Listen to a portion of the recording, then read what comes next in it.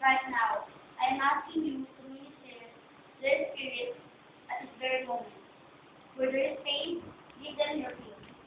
And where there is self-doubting, release or root confidence in your ability to work with them. Where there is tiredness, I ask you to give them understanding, patience, and strength as they learn submission to your leading. Where there is fear, reveal them your love and release to them your courage. Where there is sin, blocking them, reveal it and break it over my friend's life. Bless their finances, give them greater vision and great obstacles, and friends to support and encourage them. Give each of them discernment to recognize the evil forces around them and reveal to them the power they have in you to defeat them. I ask these things in Jesus' name. Amen. Sandali lang. Thank you, Victoria Thompson, for a wonderful prayer. Wow, no. And our national anthem is standing. Led by Mr. Mervin Corella.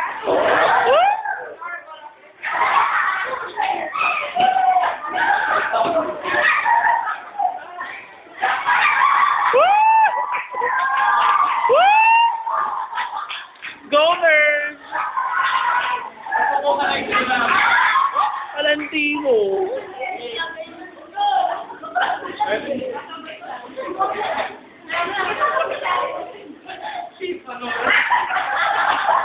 Go na, hindi kabisadong lupang. Yang mag-ilim.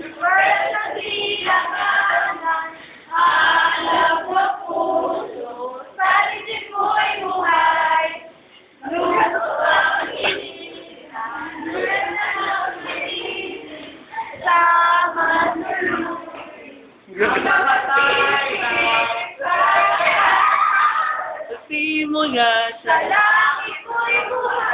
may dinagang tula at awit sa paglayang minamahal. Ang kisap ng patawat mo'y tagumpay na nagniningning. Ang bituin at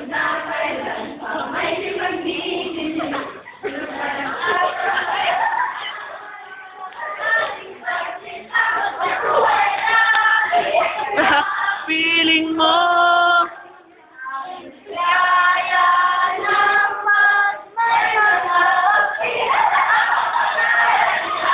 dahil sa'yo. Wow! Kahit yun. Wow. Bisita? Visited? Where are the historians of the gaps 1978 and 1979? This Cheryl Ambrose. Hi!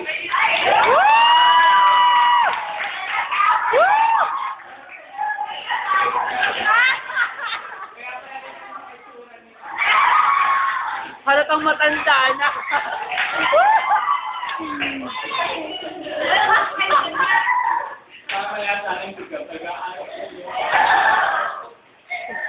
Go.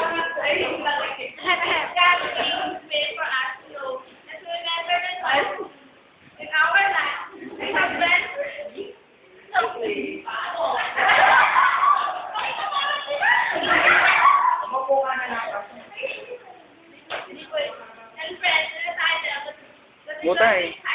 Berikan. Philippines State National College. We are proud of this batch. Batch 1978, 1979. Most all reached their goals.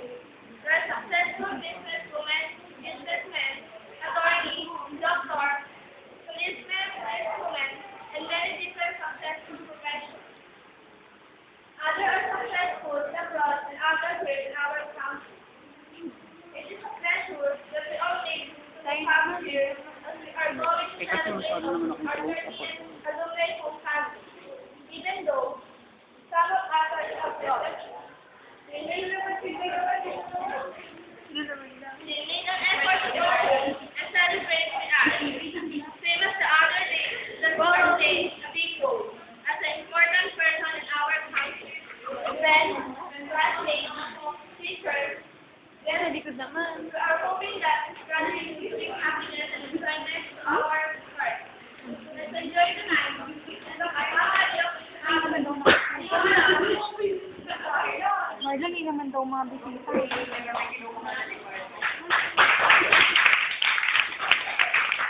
Ay, mga bisita naman nila. Ay, mga sila daw.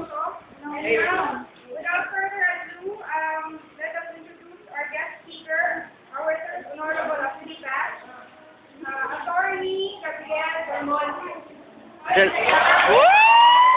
Del Monte! May-ari ng Del Monte. Del Monte pa. Nag-aaral.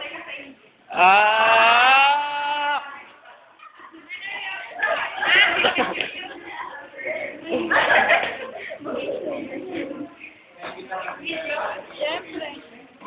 Our beloved teachers, past deputy, batch 1978 and 1979, friends, guests, Ikaw sila, nakangiti and na. gentlemen, I am honored to introduce to you tonight our guest speaker. He is the Senior Vice President for Integrated Sales and Marketing of ABS-CBN Broadcasting Corporation. Oh, Susan! Ikaw yon? Okay. Okay.